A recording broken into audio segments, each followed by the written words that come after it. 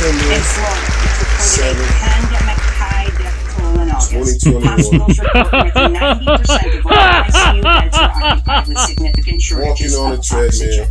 Meanwhile, NBC News reports at least 15 million COVID-19 vaccine doses across the U.S. I put a gang representing about 3% of all doses delivered.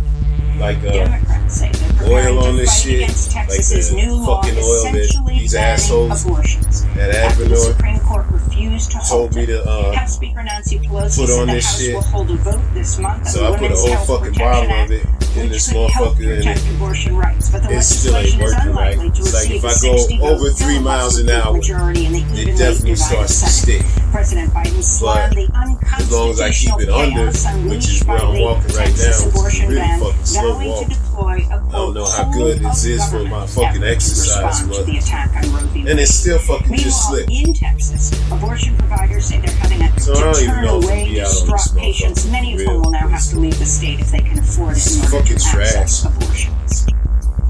It's like I want to Pandemic-related walk on this unemployment motherfucking benefits are treadmill, set to expire this Labor Day weekend for but I millions don't of want people motherfuckers across bust the my U.S., ass even because as this many goddamn states shit endure their worst outbreaks of ain't the fucking pandemic. working right.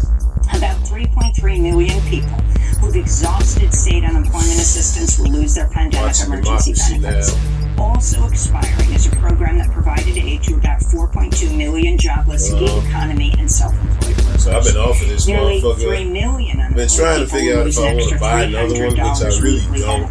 Because I got a lot of shit that I got to spend my money on. And I don't want to fucking spend money on another fucking treadmill.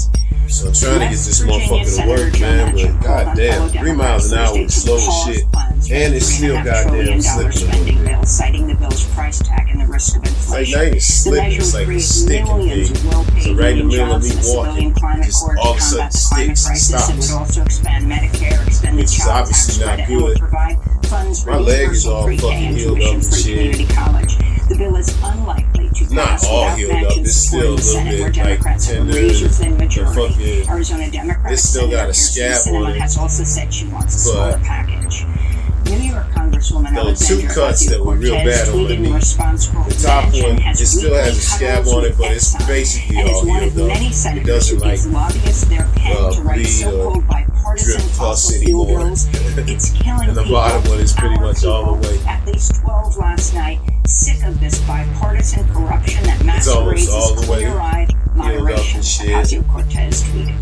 But The Environmental Protection Agency there's a little bit of warns in a tender new shit in report it. the When I climate like try crisis to will fucking impact stretch, communities I of can color definitely the tell hardest. that it's The not EPA all found the Black way Americans are 40% more 100%. likely to live in areas where But extreme it's temperatures will drive up deaths, especially if bullshit the world going on, warms by for 2 real. degrees Celsius.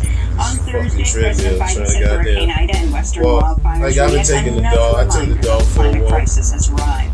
But during the same And that shit's speech, Biden alright. I said his actually don't energy mind it department as is much as I authorizing thought I the would release because of 1.5 she's a little bit million better barrels now. from the She's Strategic getting a little Petroleum older. Reserve to She's a combat little fuel used to shortages in walking her Louisiana following motherfucking. Hurricane Ida.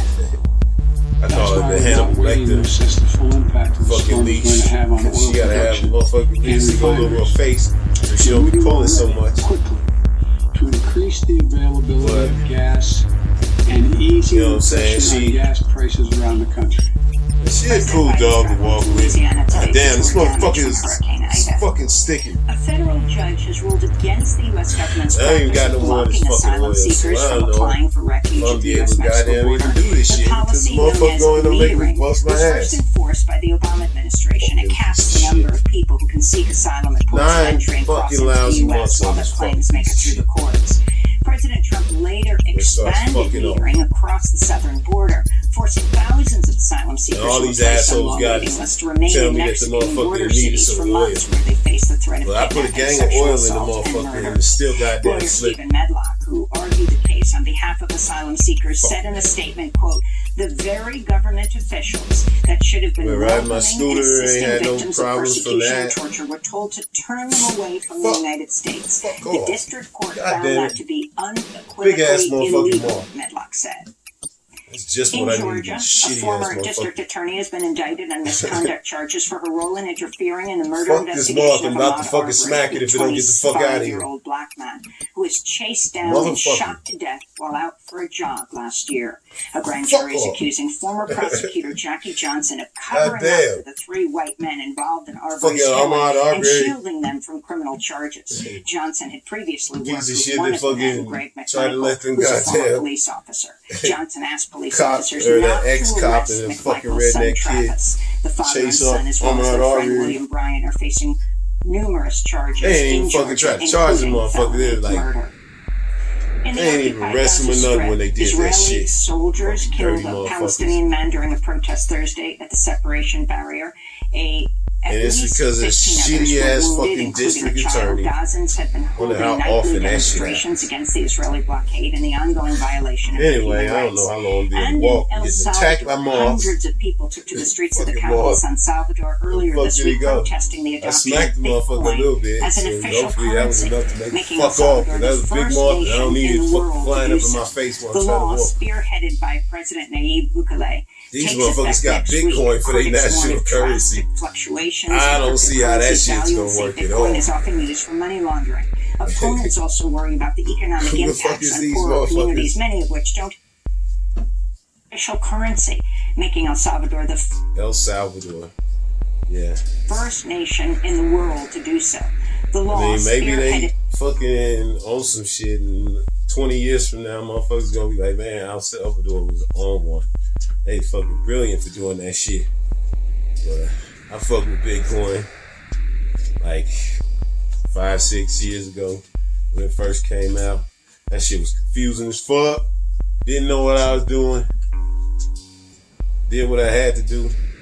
Got done what I needed, so I wasn't stuck with it. But it almost feels like that's one of them shits where last motherfucker that gets stuck with it is gonna be shit out of luck with all them fucking Bitcoins.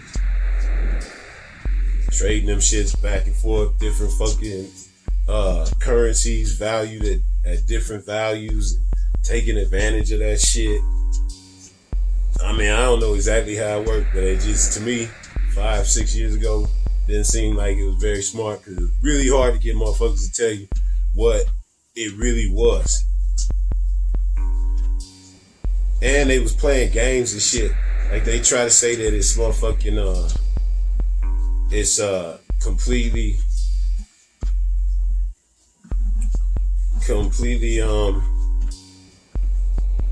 they try to say that it's completely like anonymous, basically. You know what I'm saying? That's one of the reasons why it's so popular. This motherfucker coming back? Bitch ass motherfucker is coming back. I'm gonna have to smack this motherfucker for real.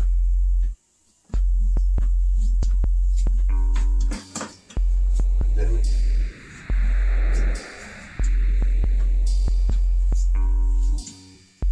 What the fuck was I talking about? Bitcoin?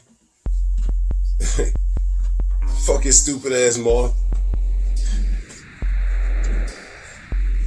This motherfucker's go fly up in my face and shit. Yeah, to me, Bitcoin seemed like gonna be one of them shits where it's gonna crash, and then when it do crash, whoever got a whole bunch of them motherfuckers is gonna lose a whole bunch of fucking money. And if it don't ever crash and it becomes an actual sustainable currency, then fuck, I guess I was stupid because I was getting in on that shit. Traded my shit for a little bit more than I bought it. I didn't like that though. They tried to motherfucking make me show ID. And I was like, this shit is motherfucking supposed to be anonymous. And they was like, well, we're beginning with the somebody major fucked up news from along the the line. US It wasn't me Supreme that Court, fucked up. It was which one of on them Wednesday that fucked up. refused to And halt they the tried to Texas say law that in order to bans get my most money abortions, ruling through 5-4 then I was gonna need to fucking go send them a copy of my own fucking ID. And I'm like, motherfucker, then just give me my money back, cause I ain't sending you fucking shit. You know what I'm saying? This shit's supposed to be anonymous. Why the fuck would I want to send you my motherfucking ID? I like literally had to cuss this motherfucker out like that. Like, fuck that shit. Give me my motherfucking money. And then they was fine, like, okay, we'll send your shit through. And I'm like, man, see, I'm telling you, man, it's not just these scooter companies. It's all kinds of motherfuckers be playing that bullshit. Fuck ass games, acting like they don't understand this shit. President Biden said the finally got my shit through and they fucking violates the constitutional right to abortion enshrined in Roe v. Wade. It is the most restrictive anti-choice law in the nation, barring abortion. Texas ain't no motherfucking joke, man. I remember I was talking that shit, all that little schadenfreude that I was having because of what Mississippi did with the 15 weeks. 15 weeks is a lot, especially when there's not that many abortion clinics around. But these motherfuckers, man, in Texas was like 6 weeks. And I don't know how many motherfuckers would know that they pregnant if they have one of them accidental ones. It's one thing when you planning on it, like me and my girl was talking about that shit. If you planning on it, like if you with somebody having unprotected sex and you okay with getting pregnant, then yeah, you might know that you're pregnant at 6 weeks.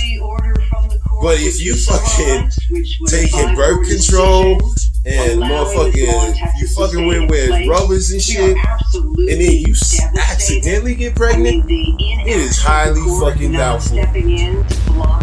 Especially if you don't have one of those perfect fucking periods that come every goddamn 28 days, which it sounds like not too many chicks have those. You could end up motherfucking at 6 weeks pregnant and definitely not knowing it. Especially that women have different fucking levels of morning sickness. So you don't exactly know when you gonna fucking start knowing that you physically feeling like you fucking pregnant. You wouldn't know that shit right away. You might not know that shit at 6 weeks. They counting on the fact that most people ain't gonna know it at 6 weeks. And this ridiculous shit where you can follow people. You get $10,000 to follow somebody and snitch on them if they motherfucking if they suspected of having an abortion. Motherfuckers on the goddamn level need to goddamn come up with better fucking wording. Like the Republicans be switching it, like the Republicans turn global warming to climate change because it's easier to fucking to swallow and shit. When you say motherfucking global warming, it scares people, basically. It's like they need to change abortion. You know, pro-choice is good, but maybe that's what they should just call it from now. Just say choice or woman's woman's choice or some shit. Because if you don't, and you keep calling it, abortion is just not a good name. It's so close to abomination. I think the name is just horrible. A lot of people don't even like to say the word. So, I don't know. Abortion to me just doesn't seem like a very good fucking word to be trying to defend all the time. It should be choice. You know what I'm saying?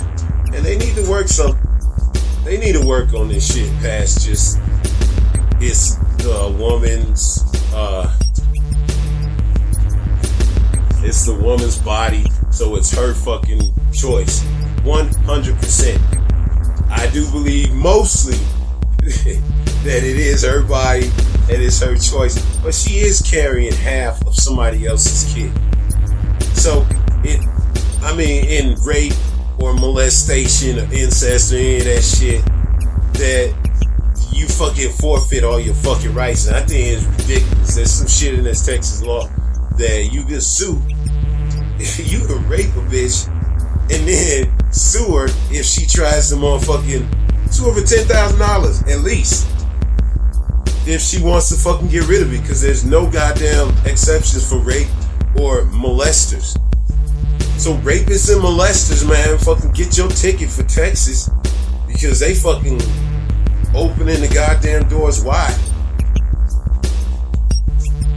As far as motherfucker, you probably ain't gonna get in that much trouble anyway for rape or molestation in Texas, or incest.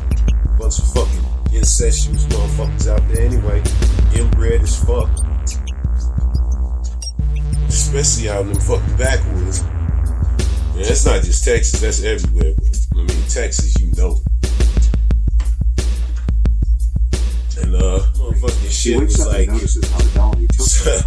that shit was so fucking terrible, man. Basement, Elliot brings Anna's burial dress, which her mother but Anna says you know what I'm she's not ready saying? to die yet. It was just like, what, 2 days ago While was doing the so, last time Anna's I had actually one of stealing his really keys. fucked up When he headaches. leaves, And I'm she telling tries you, to man, when open I the get door to hurt, the basement. like all I know But how to do soon is after he fight leaves in out his of car, it. Elliot And I'm notices how fucking he slamming and He quickly returns to bashing the my house. head Right against at the same fucking time, wall, Anna opens the front door. punching She runs shit back and to the kitchen fucking and trying to watches. break He doesn't chairs and Sadly, just she leaves anything the to keys get in the this door, fucking so there's pain to nowhere go left away. since all the other You know, doors are switch the locked. pain up. You know what I'm Elliot saying? I doesn't just suspect punch she's run something away really until he hard, starts hearing hoping that noises. the pain So he would go to my decides to search hand. the rooms. But it Meanwhile, don't. It just Anna stays takes a knife just from the baking kitchen in and your runs head. around the house. Like, to Hoping me, to it find felt an like exit. a As Anna motherfucker finds took a a telephone goddamn and tries to syringe, ring Paul. Elliot is stuck quietly it in my walking through the motherfucking house, trying to forehead, find her. and it was When filled Paul with answers the boiling phone, Anna water, starts talking and and they asking just for shot help, my but he shit thinks it's full a of prank and boiling hangs up. water. While Like, she's like holding there was the a phone, fucking Elliot spot finds in her my and continues forehead to convince her that she's had dead, saying boiling he water couldn't in it. It always was just disprove. fucking me up so He shows her bad the I mirror couldn't do where she sees nothing how pale she is and starts except saying that worry she's about really how this fucking While pain this is was happening, gonna kill me Jack if it is didn't outside stop. and sees Anna from the window. Elliot notices this, but he smiles. That as he shit sees an happened opportunity twice. to That move. shit went away. And it's so weird because it's like 1 second you're feeling like, okay, shit, I might be over this shit. I might be fucking good. It was like about 4 days in before I got the first headache. And I was thinking that I might be over it, and I got hit with that shit. And it just made it so worse. It's like 1 second you start feeling better, you get up, and then all of a sudden you have a coughing fit, or a sneezing fit, snot everywhere. Then you have this fucking horrible migraine. He's sewing the dead man's mouth. Man, shit was so fucking bad. Anna's asking whether Paul cried when he saw her, and Elliot lies saying he didn't when in fact Paul didn't even see It was her. like so She asks Elliot motherfucking why do people die, and he tells her that it's because terrible. death makes life important. Then he injects the yellow fluid into her neck again, making her unconscious. In school, Paul meets Jack, and the It little was boy like tells him that he motherfucking- saw Anna at the funeral home wearing a red dress. So Paul says that Anna didn't have a red dress, but Jack Goddamn. insists she saw her. Paul loses motherfucking his patience, and when Jack terrible. says that maybe Paul doesn't love her anymore, he slaps the kid Like- in the car. In the funeral home, the My- way Elliot is looking at the pictures he takes from Bodice and starts talking about it. my Suddenly, fucking he sees a police car in front of worst his house and goddamn gets scared. shit When the police officer arrives at the door, he asks to see the dead body. that I Elliot had draws to back deal like with. he's thinking of an escape plan, but turns out the policeman is the new dead body's brother. Elliot sighs in relief and takes the policeman to the basement. While looking at his brother, the policeman notices Anna's body. She is unconscious, but her head slightly moves. The policeman asks Elliot a few minutes alone with his brother. As I always got, I He don't goes know. toward Anna's body. It seems like he suspects she's alive, but the only thing he wanted was to touch her. As the policeman touches Anna, Elliot re-enters the basement, confused at what he just saw. Perverted. The policeman leaves and Elliot gets angry. He starts obsessively putting makeup on the dead brother, making him look like a clown. He talks to the body, but since the body is really dead, nobody replies. Meanwhile, Jack doesn't give up on his suspicions of his mother. Last and 2 then offers days to I teach haven't the had kid how any to of use that, his gift. but I While had driving, like Paul sees a real red dress, shortness of just like breath. the one Jack described. He remembers that Anna did have a The red other dress night, and quickly drives I to was the worried funeral about home. going to sleep There, he with finds my Elliot breath pruning his bushes being and so insists short he of sees breath. her. But at He the tells same him that time, it's Jack like saw I'm her worried in the about window, going to but fucking Paul hospital. explains I that ain't the boy going to is a no frequent fucking visitor at hospital, the man. funeral home and has a Unless I vivid fucking have imagination. to. I've been Paul constantly gets like really looking at angry my and nail enters the bed house, screaming Anna's to make name sure while they're until like the basement. still pink and Anna wakes shit. up at that exact moment, Because but that's she like doesn't one of the react as things now. that'll She tell you believes that if she's you're all really fucked dead. up is Paul leaves and goes straight if to your the shit police, start turning demanding to do blue, a search of the funeral home. or if your lips The start police turning don't take him blue, seriously because they or think if you he's start only looking like in shit. the funeral home. Like that's what Anna my is on aunt the told table me. She and said she Elliot is looked like prepping for the fucking funeral. shit. She didn't She even know starts she opening had up, breathing telling problems. Elliot how she I don't has normally regrets have and wanted a breathing different problems, life. But Anna I can tells you that definitely Ruthie feel had never the really allowed fucking herself to love shortness because she of learned breath as a child shit, that love which was I never different. understood what When shortness Elliot of breath asks her what was would have made her until like now. that, she replies that she only It's wanted like to be you happy. fucking breathing as Elliot hard as you gets angry can, and starts questioning and her you life ain't and her getting the normal relationship with Paul. goddamn breath in. He then opens the door and You tells her can't to like leave and that she has spit. another chance. But Anna That's has a another thing frightening that I do hallucination too and stays goddamn at the much, doorway, spit. not moving the And muscle. you can't fucking Elliot spit then because you laughingly can't says, like he is gather the to fucking right point amount of people air are to death fucking full launch of it. life. So you They have get back to to, the table you where like Elliot is think that finishing you his gonna preparations spit for the like 3 funeral. feet away, Later, he goes but to you the only after gather hospital enough in the air graveyard when Jack to suddenly spit it arrives. out like a The foot, kid wants to learn from Elliot, or it so just he comes asks out for and advice. dribble because your Elliot then fucking explains his life philosophy. lung shit He is says not that he right. has the power to see Bodhis, which are people who are not I almost necessarily feel dead, like there's who something wander around fucking aimlessly, shitty in my making life more lungs. miserable. He tells Jack that this is his Hacking, duty and that he has I no don't know, man. It choice. just really The fucking next morning, sucks. Anna is sitting in her box, waiting for the final funeral preparations. Before receiving the injection, she asks Elliot to see herself in the mirror one more time. He gives her the mirror, and as she exhales, she sees her breath condensing on the glass. Anna realizes that he's been manipulating and lying right from the start. She's actually alive. As she protests, Elliot gives her an injection and she falls asleep. The funeral director This is then a takes a crazy ass picture of movie. I her. might have to At the motherfucking check funeral, this shit out. everybody I like is Christina crying, Ricci. even Anna's mother. Paul kisses her and leaves the Fucking, engagement what's his ring on her name? fingers. He notices how cold her body Guy. is and starts crying, slowly accepting Plays that she's Elliot. really dead. Elliot doesn't want to risk anybody finding out the Liam truth, Neeson. so he quickly closes Fucking the box. racist prick. When everybody leaves, Elliot Fuck puts that Anna's guy. picture on the wall where there is But a I do collection like of hundreds of Christina pictures. It's all the people he lied to and killed. Meanwhile, Anna gains consciousness while being buried alive. She screams and punches the box lid, but nobody can hear her. During the funeral dinner, Paul gets really drunk and upset. He still can't believe that Anna's dead and confronts Elliot about it. Yeah, But instead Texas of comforting, abortion shit, Elliot 6 dares him weeks. to That's check whether fucking Anna's crazy. alive, saying he doesn't have much time. Paul quickly leaves the What dinner and else starts happened driving since toward the graveyard. last time? At the same time, Jack Coronavirus, puts the little chicken in a box abortion, and buries it fucking alive, 6 saying week to the little ban, chick, basically "Better this bans abortion. way." As Paul is And driving Republicans are recklessly laughing across like, the what are you she bitch is ass yelling in the Democrats gonna closed do? box and You ain't quickly gonna do loses nothing. breath. Paul notices an ambulance car behind him but continues driving.